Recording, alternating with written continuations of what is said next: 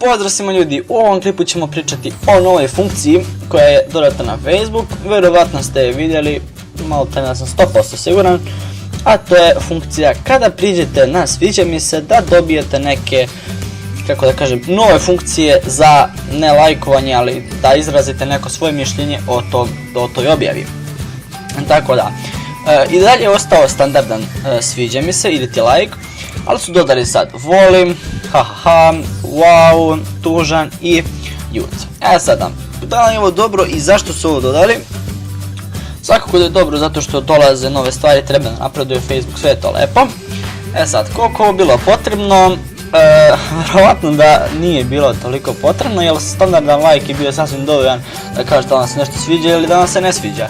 Evo ovo voli i sviđa mi se, ja zaista ne vidim zašto bi neko koristio voli pored sviđa mi se, ali dobro, nema veze.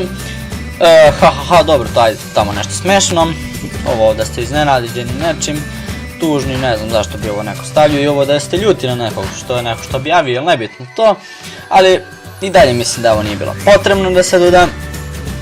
Sada, kada su rekli da će da doda, bilo je rečeno da će dodati nešto novo na Facebook, ja sam bar nešto načuo i ja sam pomislio da će dodati dislike. Sada, bolje što su ovo dodali nego dislike, iz razloga zato što bi dislike svakako bio loš zato što bi došli hejteri.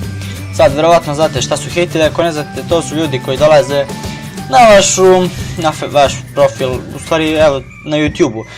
To su i osobe koje dođu na vaš kanal, pogledaju jedan vaš klip i ako im se svidi i ako im se ne svidi, oni će da ga dislajkuju, da napišu ružne komentare i ne samo za taj nego za sve klipove, i to su hejteri koji ja mislim da nemaju veze s mozgom, ali dobro, nema veze.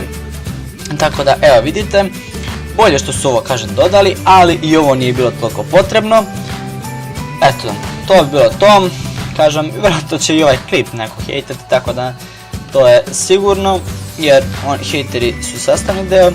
Ali lepo što nisu dodali to ovdje, mada, evo, dodali su ove neke funkcije, tako da, eto ljudi, to bi bilo to. Hvala što ste pogledali klip, nadam se svidjelo. Ako jeste, ostavite like, subscribe i share i vidimo se u nekom sljedećem klipu.